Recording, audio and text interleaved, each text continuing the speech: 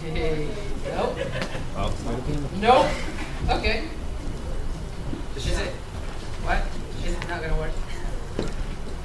This is the thing. I don't care, but my accent is gonna destroy you guys, or keep you really engaged. So engaged. How engaged? So engaged. All right. Hey, we're talking about we're in this series of resolutions and kind of like what are we gonna do this year? You know, and as a ministry, where do we want to head with that? And you know, personally, like for us, for Chris and for me and for you guys too, like in what direction are we gonna move together? As far as if we look back a year from now, if we look at the resolutions that we made, are we gonna be able to say that was an awesome year? That was an awesome year. So we're trying to set up some goals that we can have together, that we can share. Woo! So engaged. There's a wake up call. So engaged now. Hey! Hey! Hey yo. So yeah, and one of those resolutions that we want to create for our ministry is rediscovering the treasure. Rediscovering the treasure in every person. Rediscovering the beauty that every person has. And because we have seen throughout the last few months a pattern that shows that for us as friends, you know, between Chris and I and our friendships, and also like some of your guys' friendships, it's easier to love the people that we like than to love the people that we don't like. And that sounds like pretty obvious, doesn't it? But this is the thing. We as Christians are called to love the people that we don't like or the people that we don't click with. Okay? We're called to. It's not something that we choose if we do or not. It's something that we must do. We must have to practice. So, 2 John 1 to 10. Sorry, 2 John chapter 1, verse 10. I messed it up. It says this. It says that if we don't follow the teachings of Christ, we do not have God. You can go there and look it up. Let's just do it together, because then you're going to say, this guy's making it up. And I do sometimes. I make things up. But I don't make this one up. It says this. Anyone who runs ahead and does not continue in the teaching of Christ does not have God. The teachings of Christ. Okay? If someone doesn't follow the teachings of Christ, then he doesn't have God. It's right there, right? I'm not making it up. I'm telling you guys. It's right there. The teachings of Christ is to love God with all we have, to love our neighbor, and even to lay down our life for them if it's necessary, right? That's what Jesus did. He took godliness, he took power and authority, and he put it aside, and he said, you know what? I'm going to put that aside, and I'm going to change all my beauty, all my perfection, for the imperfection of these people. So, your imperfection, my imperfection. He put aside godliness. He put aside power, and he said, I'm going to become one of them. I'm going to live a perfect life, and I'm going to die on the cross so that they can have access to God. Now, this is a cool thing. I think Jesus saw God in us, and because of that treasure, he was like, I'm willing to die for it. He looked at mankind, he looked at humanity, and he said, my dad made these people, but there's something about them. His fingerprints are all over their lives, and they are worth it. They're worth everything. I want their lives. I'll give everything I have just to be a part of their lives, just to give them the opportunity to be with me forever. Now that's an amazing offer. Like if you come and you meet someone and a friend tells you, hey, well, not a friend of yours yet, but he goes like, yeah, I'm going to give everything that I have, everything that is mine, and I'm just going to be your friend. I'll do everything for you, whatever it takes. I will be your friend. I will be your guy. I will be your girl. I mean, that's the kind of friendships that we want.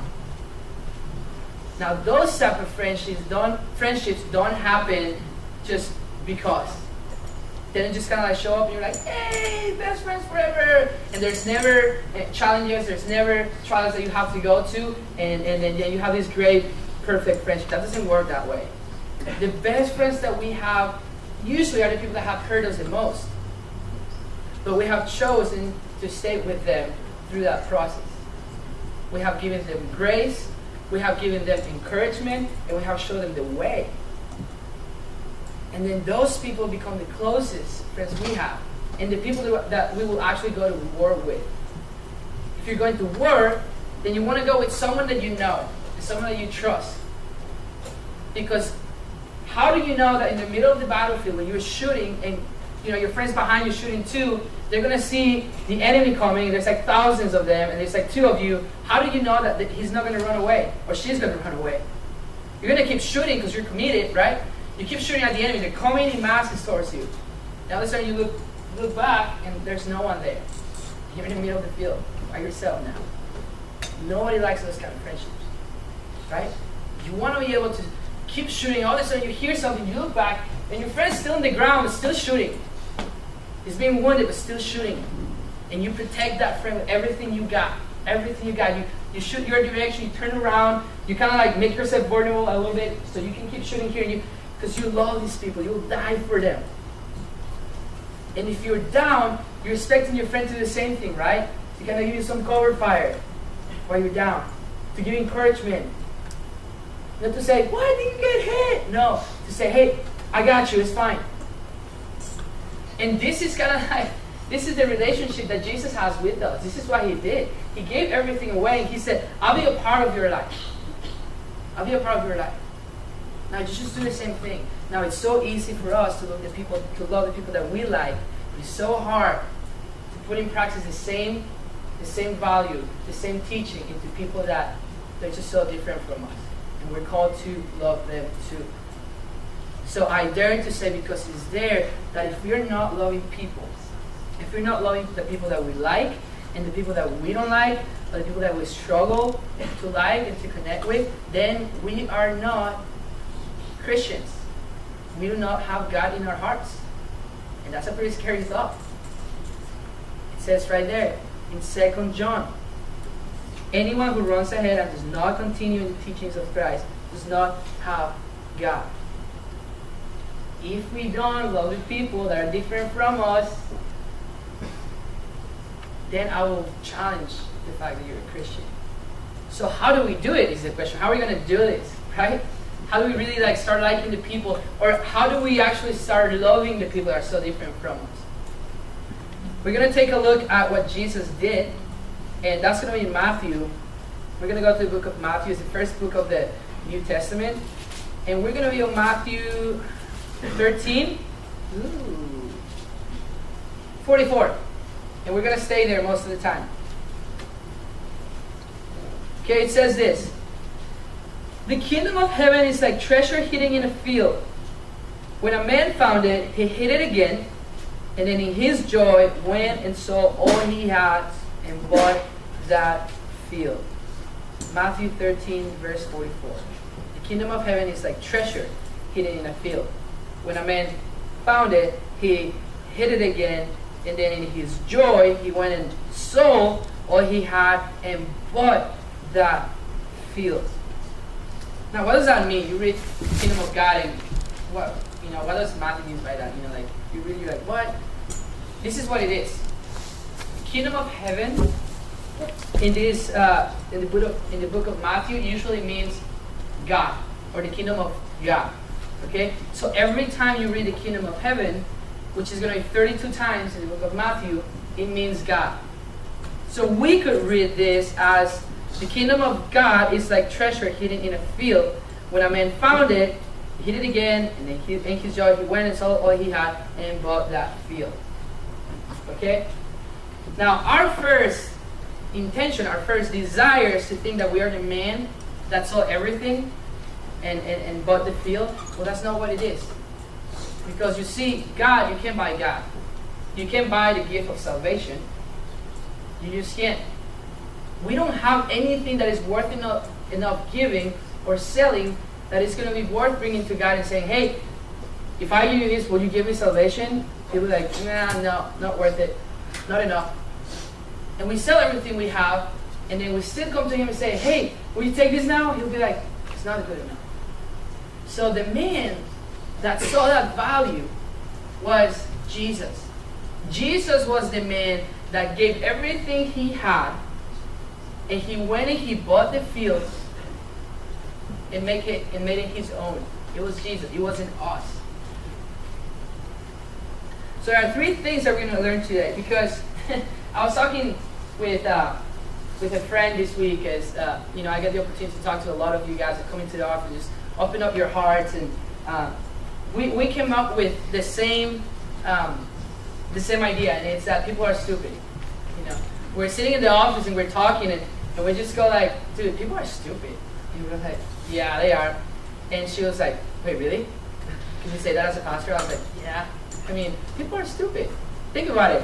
And as we were talking, I was thinking about my life and the things that I've done and the kid that I was when I was in middle school, and the time that I was hanging out with my friends, and there was this, like the cafeteria kind of thing of the school, and they built this new room and all the food was there, and I just wanted to take a look at it and see how much food was in there.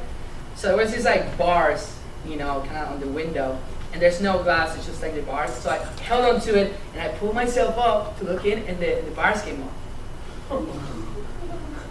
And I'm like looking around my friends, I'm like, dude, dang, we're in trouble. And they're like, no, dude, we can get some food in there. Like getting there, I was like, yeah. And your friends get you hyped and you do stupid stuff. So I crawl in and I went inside and I took some potato chips and Halls and I think some like gum and stuff, and I started like throwing it. We put it in the backpack, and we went through the security of the school. I was sweating, I was so scared. And the next week, the owner of the cafeteria showed up, and he was like, listen guys, I don't know who it was, but I'm just going from class to class and saying, listen, this is what I do for a living. I do this for my family. Like, I have the money counted, and if I don't have those things, then I cannot make a living. So if you have it, please turn it back. And I felt terrible. I was like, oh no, I'm an idiot. I heard this guy. I heard his entire family. I'm stupid. I'm capable of doing stupid stuff, right? Then college, and how many people I heard, how many relationships with girls I got into that they didn't know how to protect them. And what I did was I destroyed their lives forever. And when I look back on my life, I see a track of just pain and brokenness. I'm stupid. And because of my stupidity, I hurt so many more people. And those people that I hurt other people. And so forth and so forth and so on and on and on and on and on. We're stupid. We do stupid stuff.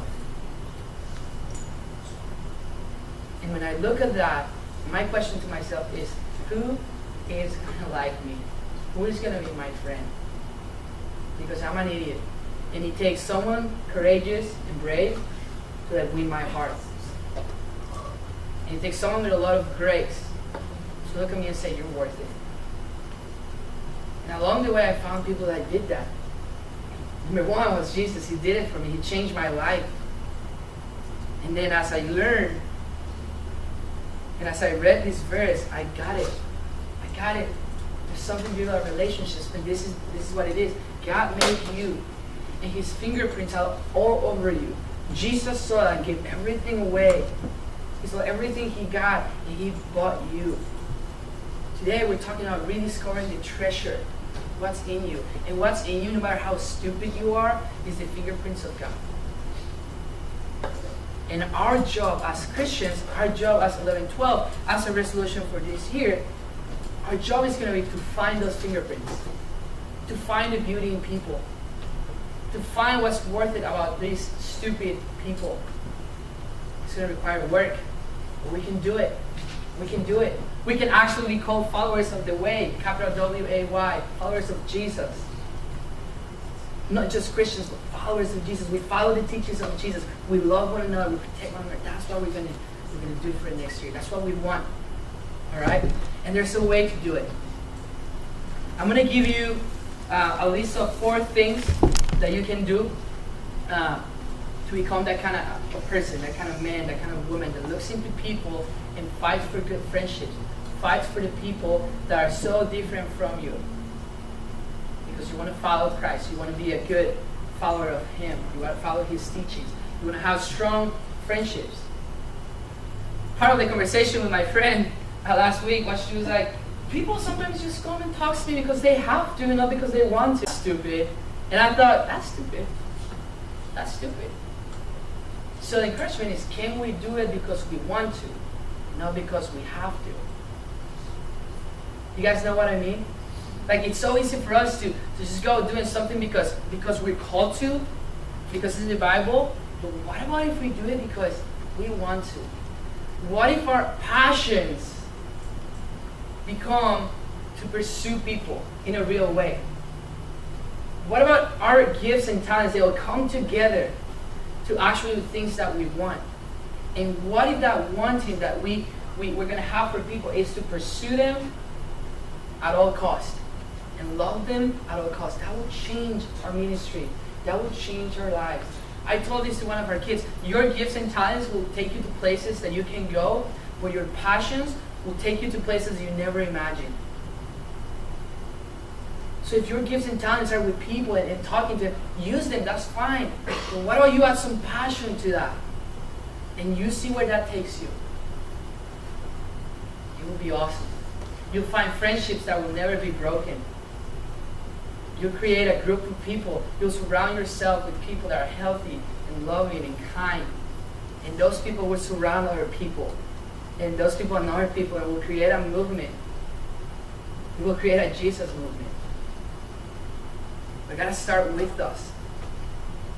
So there's a few things right here in this short passage that teaches us about relationships. Number one, for good relationships like this, to rediscovering the treasure in people, you have to seek it, right? You have to seek those relationships. So think about the kingdom of heaven as God, and think about the land as our story, or someone's story, right? Jesus saw the story of our lives and he said, I want that. What if we see people and we look at their story and we say, we want that? We want that treasure. Because in their story, you will find the fingerprints of God. You'll find what he's doing. So number one, you have to seek it. No one can start that search for you. And it will take time.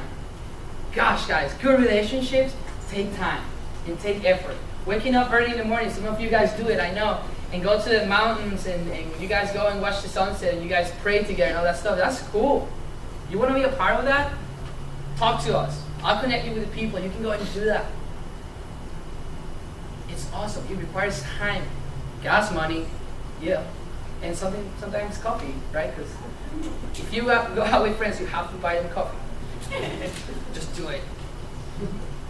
So yeah, you have to make an investment, right? You have to seek for it. You have to look for the field. What's the right field? And you know what? Sometimes the field that is more worth it is the one that is full of weeds and mud and weird snakes and rats and scorpions, whatever. You know? Don't always look to the outside and go like, oh, that's so awesome, that's what I want. And don't just, that's good too. But always look for the one that is worse and go like, what if your passion is like, oh, I want that. I want that. I want to go for that. You have to seek it. Treasures are hidden. They are like deep down. Sometimes we can't see them. That's why we have to search so much, right? So that seeking, that search, is for us to look even to the situations, the people are difficult, that are different to us. Look at them and go like, I want your story. I want God in you. And start searching for it. Look in the room and say, I want that. Be intentional about that search. Number two, once you seek and you find it, so number two is find it. You have to find that, you have to find the land, right?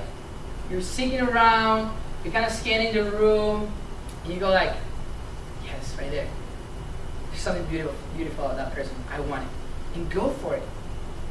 Go for it. Be intentional. The best relationships, the best friendships that you have are the ones that you're intentional. You take the time, but also you talk to them in an intentional way. You go like, hey, how are you? And your how are you is not like, hey, what's up? But it's like, how are you? How is this week? And And they just go on and on. To find it, once you find it, you have to be persistent. It's part of it.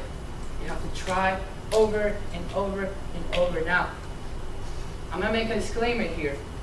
It's okay if you don't get along with people at times, but you have to love them. Okay?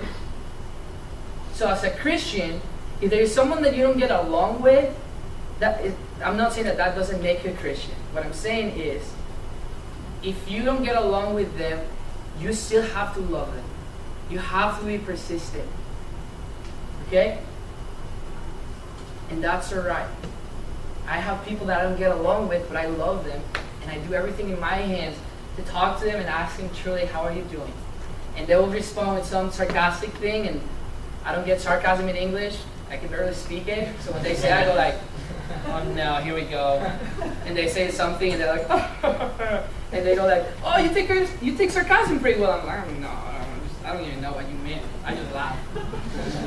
But I don't get along with them too well, but I still love them. You know, they can say the most hurtful thing, and I will not get it. And I just laugh at it, and they're like, oh, you take sarcasm so well. I'm like, I don't know what you're saying. It's the same thing. I still love them because I'm called to. And the more and more I did that, it became a passion. When I feel someone that is very different, when I meet someone that's super different from me, I go like, yeah, here we go, challenge, ew, I'll take it, let's go. And I love looking back 3 months later and seeing the relationship that I had with them. It's awesome. You have to be persistent. In the process, you will get scars, you'll get tired, you'll get sunburned, you'll get frustrated. But love must remain in the process. Those are the teachings of Christ. You can't just give up. You can't just give up. Once you find it, and you have seen the fingerprints of God, you can't give up. You have to keep pursuing. 1 Corinthians 13, 4-8. Let's go there. We love using, if you know what Corinthians is, it's after the Gospels. Matthew, Mark, Luke, and John. Then you're going to find the book of Acts and the book of Romans. And then you're going to find 1 Corinthians 13, 4-8. We love using this Bible verse to like apply to our boyfriends and girlfriends or the people that we like, because love is so awesome. 13:4-8. It says this: love is patient, love is kind. It does not envy, it does not boast, it is not proud, it is not rude, it is not self-seeking, it is not easily angered, it keeps no record of wrong. Love does not delight in evil, but rejoices with the truth. It always protects, always trusts, always hopes, always perseveres. Love never fails. Those are the teachings of Christ. Love never fails. It's kind. It's not envy. It's not rude. It gives no record of wrong. So if somebody like hurts you, you don't hold that against them. Man, can you imagine how a community like that here in 11:12? Can you imagine a year from now looking back and say, we nailed that? Oh, it will be awesome. And I tell you what, there are no churches around the area that I know of that have that yet. And we're one of those. But what if we become that agent of change? What if we teach people what following Christ looks like? It will be awesome. So this applies to us too, not only to our girlfriend, boyfriend, husband, or wife in the future. It applies to every relationship that we have. We must follow that. So although you get scars and you get tired and sunburned and frustrated, remember, love must remain. You can't just give up. You have to be persistent. Number 3, you have to protect it. After you seek for it, after you found it, and you protect it, and you're being persistent with it, you have to protect it. Here's something for you. When you're protecting it, when you're protecting your friendships, when you're protecting that new person that you met, and you're having this relationship with them, and things get difficult, give 70% grace, okay? 20% encouragement, and 10% constructive criticism. Okay? Always more grace. 70% grace, 20% encouragement, and 10% constructive criticism. So what happens is things get tough, right? And we're ready to quit. And somebody hurt us. We have to apply 1 Corinthians right there. 13:4-8. And we have to say, whew, okay, I'll give you grace. You're stupid, just like I am. And I'm going to give you grace. And I'm going to encourage you to keep fighting, to keep pursuing this thing that we have. And lastly, I'm going to show you the way. It's not just criticism. It's constructive criticism. Right? It's showing them the way. That's what a really good friend does. Right? You make a mistake and they say, hey, you know what? I get it. It's tough. But it's good. We can move forward. We can do this. We'll make it happen. We'll stay together. I'm not going to quit on you, man. Like, I love you. We'll do this thing together. I'm not going to quit on you. Let me show you how to do it. Let me show you the way. You're in the middle of the storm. You can't see it, but I can see it from afar. And I see the way. You're in the middle of the fog, but I can see past that. Let me show you the way. And you walk through the storm with them.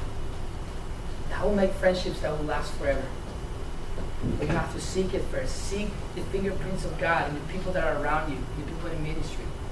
Then find that and be persistent about it. Then protect it. Give them grace, encouragement, and good criticism. Remember where the treasure is at, so that you can always come back to it, even if the storms cover the field with mud and rocks. This is something crazy there in Matthew. If you go back to Matthew, it's awesome. I love this thing. It says this. When a man found it, he hid it again. And then in his joy went and sold everything he had and bought that field. This is a great teaching right here. When you find someone, you're seeking around and you find a treasure in someone, remember what that is. Remember where it's at. Because if throughout the night that changes and they go crazy, you can always go back to that treasure. You know where it's at. And even if it looks ugly and muddy and rocky and dirty, you can look at it and say, like, I remember where the treasure is at. And that land is worth the treasure. You can't have the treasure without the land. You have to have both. You have to fight not only for the treasure, you have to fight for the land. You have to fight when things get tough. You can just give up. You want the best out of someone, fight for the worst of them. You know what?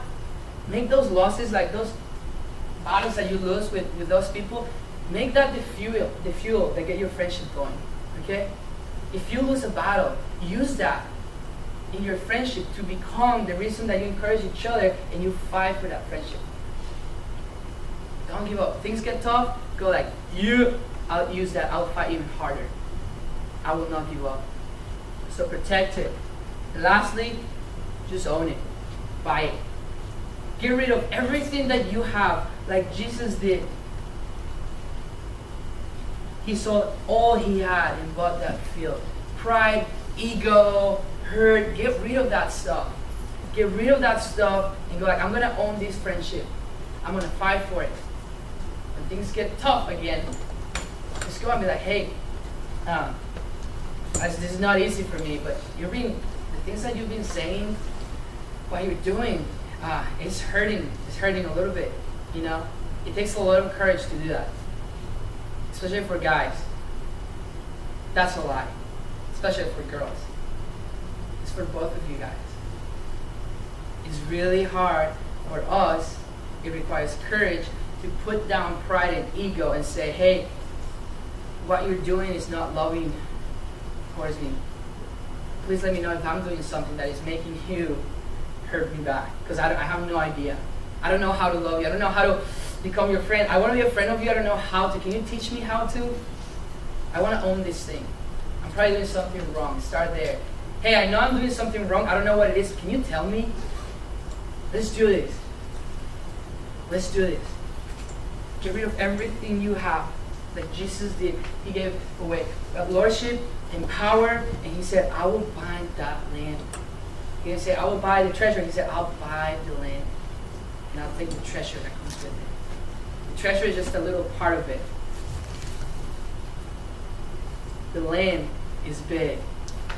There's a lot of stuff in the land. If you're able to work it, if you're able to protect it, if you're able to be persistent in that land and you work on it, you're going to have great friendships that will last forever. But it starts with us, guys. We have to own it. We have to own it. So the challenge for you guys this year is just look a little deeper, okay? Treasures are not sitting in the middle of the field. They're like deep down. You have to dig. You're not going to find the value of people if you just go like, hey, that one. No. You have to look closer. It might take a few steps, 3 steps, and go like, hey, my name is Wesley. How are you doing? Are you new in 11-12? No, I've been here for 3 months. Oh, awkward. Well, sorry, I haven't met you before. I have bad memory. Tell me about you. Where do you go to school? What do you do? What are the things that you like? Start talking. Find things that are common between the two of you. And when somebody, and know this, if you're here and there's someone that you don't like, or like you know you have a thing going, and after service they come to you and go like, hey, how are you? Don't freak out. Just go like, sweet, this is it. Own it. Take it. Because that's the culture that we're going to live here. That's what we're going to do. We're not going to be like the rest. We're not going to be like the world. We're going to be like Jesus. We're going to make relationships that last forever. Between us, between our friends in school, and with our family. With our mom and dad, brother, and our sister. We can have a full sermon on that alone, but we're not going to touch it. Just apply the same things. The same thing that Jesus did. So the resolution, the resolution is finding people's beauty, rediscovering the treasure. Can we, for this year, take on the job of being treasure hunters? And finding the beauty of God in people. And take upon the challenge to look a little deeper. And with that said, I just like thinking about what Jesus did for us. And the sacrifice that he made on the cross. And that we can call him our best friend. And how will we sing to him now that we understand all the things that he did for us? He found us. He seeked for us. He looked at us. He said, you're worth it. And then he said, hey, I found you. And then he said, I'll give everything I have. I'll protect you. I'll be patient with you for eternity. For this little 90 years of your life, I will love you and protect you and care for you. I don't care if you hurt me. You can't hurt me. I love you way too much. He did it for us. I'm going to ask the worship team that just come ahead, and we're going to close with this. One of the songs that we were singing today, it's funny, Lainey pointed this at me. It's one of the verses. I don't know if you guys realize it. Sometimes we start singing and we get caught up into it and we don't know what we're singing. But one of the verses says this: the kingdom of heaven is now advancing. Invade my heart, invade this broken town. The kingdom of heaven is a buried treasure. Would you sell yourself to buy the one you found? Will you put aside everything and say, you can buy me? Would you say that to Jesus today? Can you say, hey, I will sell everything. I'll give everything. Will you please buy me? Would you take me?